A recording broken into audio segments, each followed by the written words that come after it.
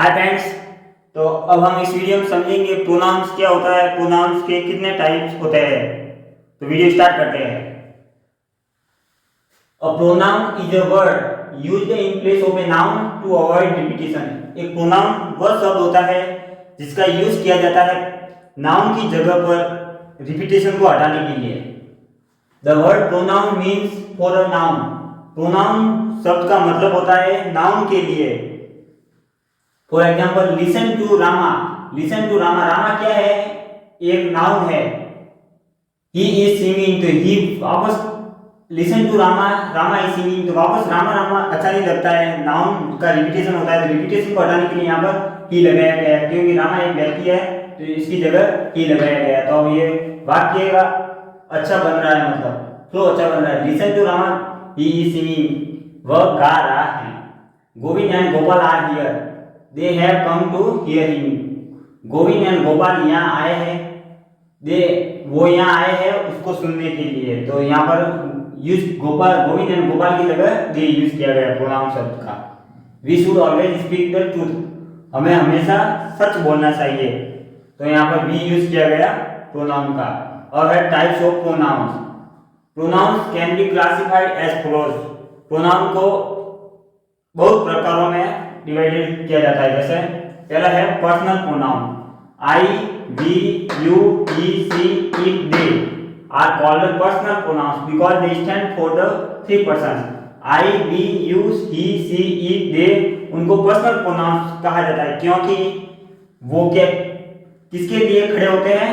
तीन पर्सन्स के लिए। कौन कौन से? हो द पर्सन स्पीकिंग, व्यक्ति जो बोल रहा है। द पर्सन स्पोकन टू, व्यक्ति जिससे बात की जाती है। द पर्सन स्पोकन ऑफ, व्यक्ति जिसके बारे में कहा जाता है।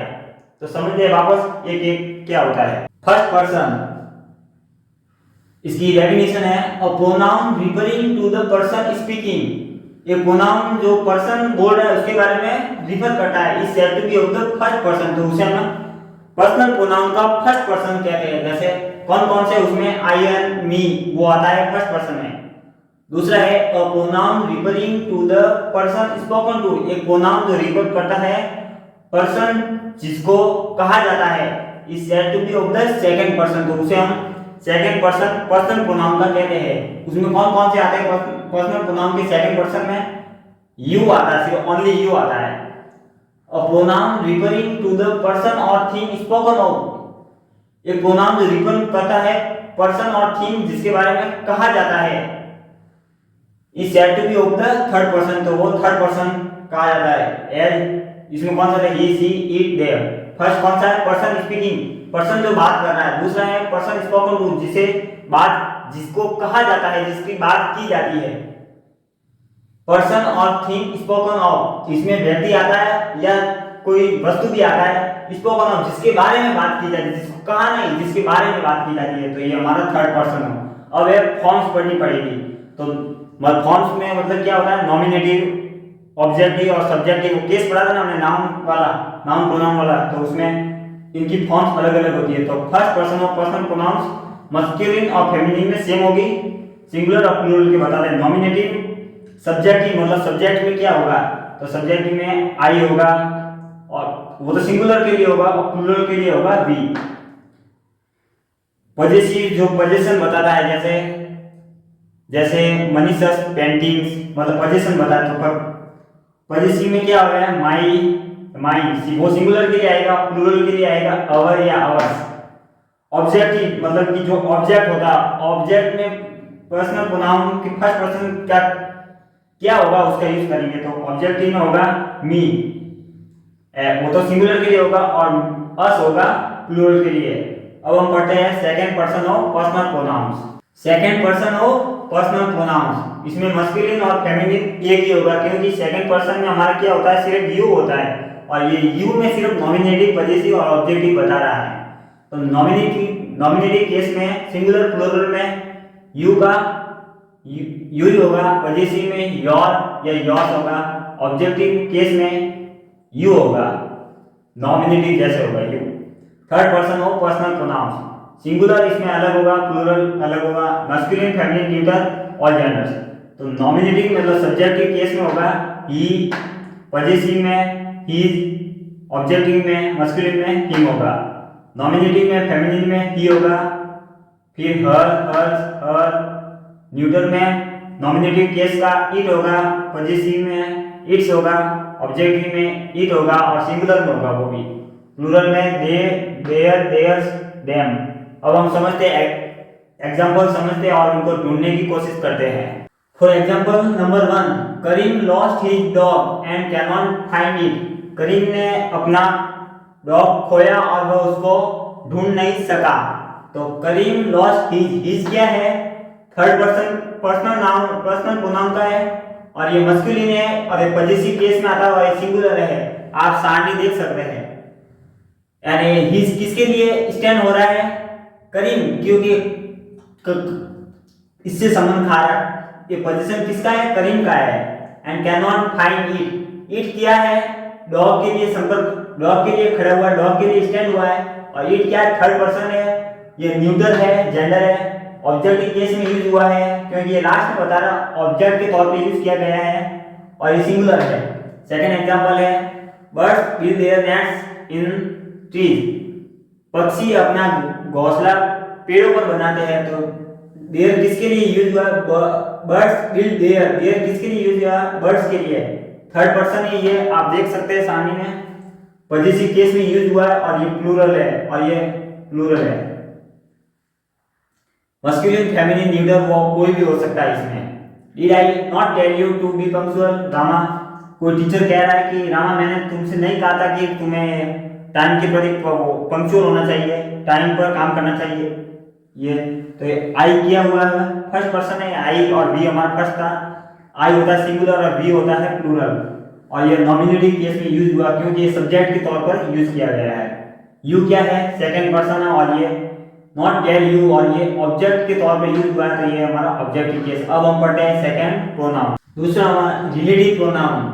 The relative pronoun is so called, relative pronoun इसलिए कहा जाता है बिकॉज इट रिलेट्स और रिफर, ये या तो रिलेट करता है या भी रिफर करता है टू सम नाउन और प्रोनाउन, किसी नाउन या प्रोनाउन को which has gone before, जो पहले जा चुका है, call its antecedent, वो जो नाउन या प्रोनाउन जो आगे जा चुका है उसे हम एंटीसीडेंट कहते हैं। सच है कौन कौन से, तो वो रिलेटिव प्रोनाउन कौन कौन से है, who, which, that, what।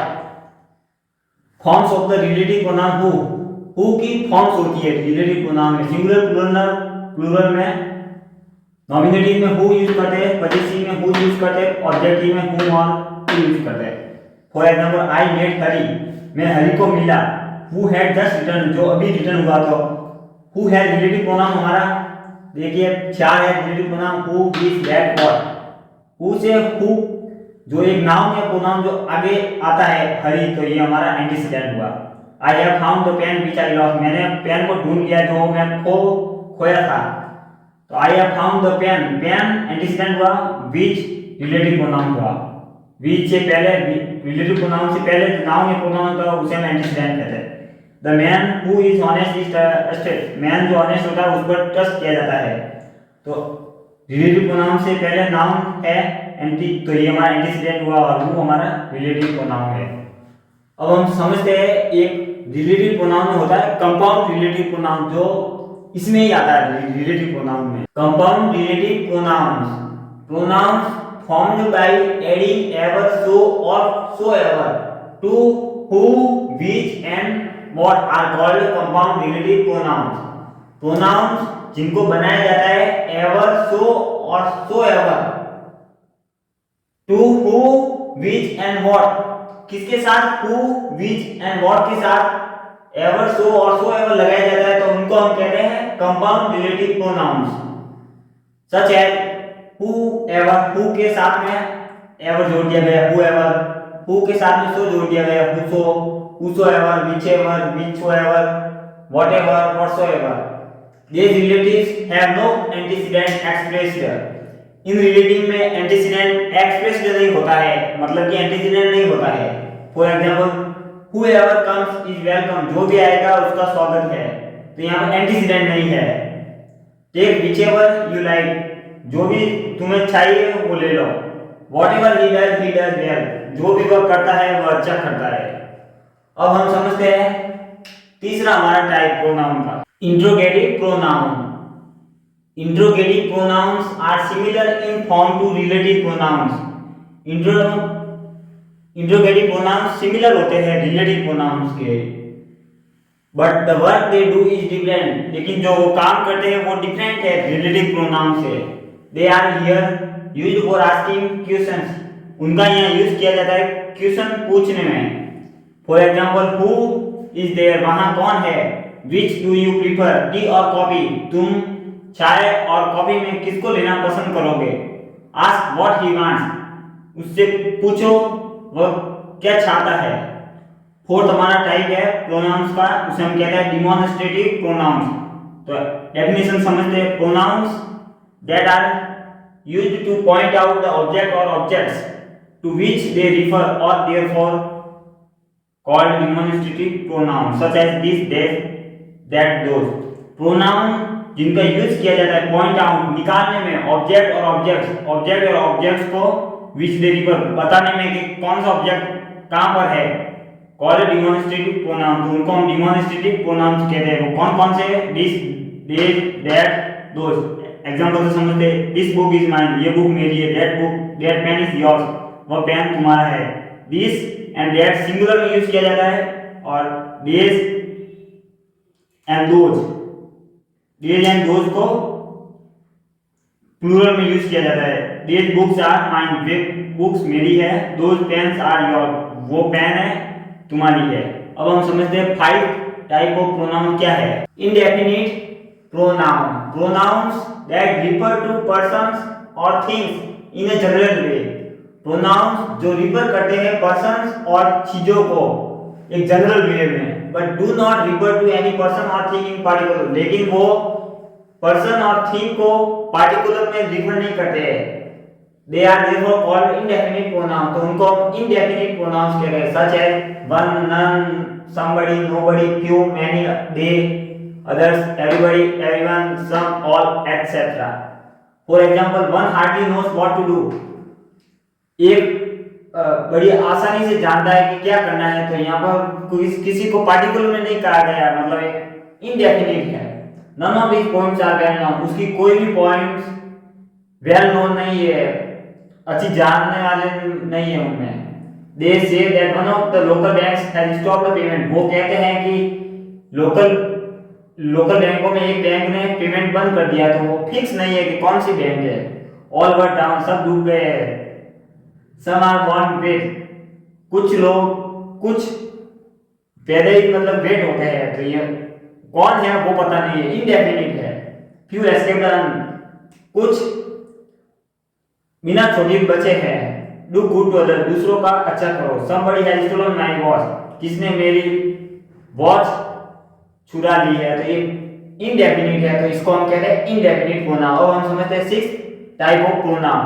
Distributive pronoun, each, either, neither are called distributive pronouns because they refer to persons or things one at a time। each, either और neither को हम डिस्ट्रीब्यूटिव प्रोनाउंस कहते हैं क्योंकि वे रिफर करते हैं पर्सन्स और things को, सबको एक समय पर, एक को एक समय पर। For this reason they are always singular and as such followed by the verb in the singular। इसी कारण से ये तीनों सिंगुलर होते हैं और इनके साथ वर्ब यूज होती है, वो भी सिंगुलर में यूज होती है। मतलब कि वर्ब के पीछे एस या एस, मतलब वर्ब को प्लूरल में यूज नहीं किया जाता है। Note, is used to every one of a number of persons or thing taken singly। each का यूज किया जाता है every one of a number, her number में, मतलब जो पर्सन्स और चीजों को लिया जाता है हर कोई, मतलब everyone। जैसे example they, each one of the boys gets a prize, boys में each everyone will get a prize, हर कोई प्राप्त करेगा। either means the one or the other of the two, जब दो में या तो ये और या ये होता है तो हम either यूज करते हैं। ये दो के लिए, दो के लिए यूज होता है। जैसे either of the these roads leads to the railway station, इन दोनों रोडों में आपको रेलवे स्टेशन पर कोई भी ले जाएगा। इस रास्ते से जाओगे तो भी जाएगा, इस रास्ते से जाओगे तो भी जाएगा। neither means not the one not the other of the two, it is negative of either, either का नेगेटिव है नाइदर, नाइदर में मतलब कोई नहीं, मतलब ये भी नहीं वो भी नहीं, दो में मतलब neither of the accusations is true, कोई भी एक्यूजेशन ट्रू नहीं है। अब हम समझेंगे सेवंथ प्रोनाउन क्या है। Reflexive pronoun when self is added to my, your, him, her, it and सेल्फ्स to our, your, them, we get what are called compound personal pronoun. जब सेल्फ को ऐड किया जाता है माई के पीछे, योर के पीछे, हिम के पीछे, हर, इट और सेल्फ्स को अवर, योर एंड देम के पीछे ऐड किया जाता है तो हम क्या प्राप्त करते हैं? Compound personal pronoun. They are called reflexive pronouns. उनको ही रिफ्लेक्सिव प्रोनाउंस कहा जाता है। When the action done by, जब एक्शन की जाती है द सब्जेक्ट, सब्जेक्ट द्वारा, turns back or reflects, turns back या रिफ्लेक्ट करती है अपॉन द सब्जेक्ट, वो सब्जेक्ट पर ही वापस एक्शन रिफ्लेक्ट करती है तो उसे हम रिफ्लेक्सिव प्रोनाउन कहते हैं। Reflexive pronoun, for example I hurt myself, I hurt myself, मैंने हर्ट किया अपने को, मेरे को ही, तो ये वापस एक्शन किस पर हो रही है? अपने आप सब्जेक्ट पर ही आ रही है, सब्जेक्ट की और सब्जेक्ट पर ही आ रही है तो उसे हम कहते हैं reflexive pronoun. I hurt myself, मैंने मेरे को माई में जोड़ा self, yourself, himself, herself, ये है singular, they are plurals. I hurt myself, we hurt ourself, you will hurt yourself, तुम अपने आप को हर्ट कर दोगे, you will hurt yourself, तो ये हो गया प्लूरल में और ये सिंगुलर में।